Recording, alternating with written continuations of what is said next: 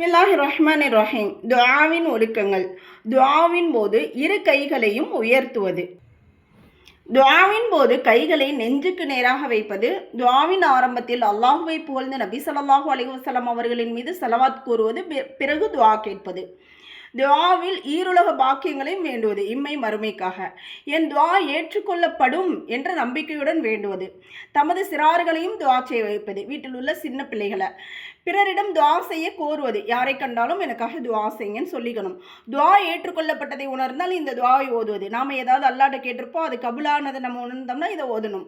அல்ஹம்துலில்லாஹில்லதி B இஸ்ஸதிஹி வ ஜலாலிஹி தத்திம்முஸ் ஸாலிஹாத்.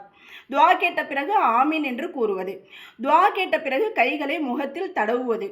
துஆவின் பயன் தெரியவில்லையெனால் என்னுடைய துஆவெல்லாம் ஏற்றுக்கொள்ளப்படாது என்று கூறக்கூடாது. அல்லாஹுடைய ரஹ்மத்தில் நிராசையாகக்கூடாது. உலக வாழ்க்கையை வெறுத்து மரணத்தை வேண்டாமல் இருப்பது.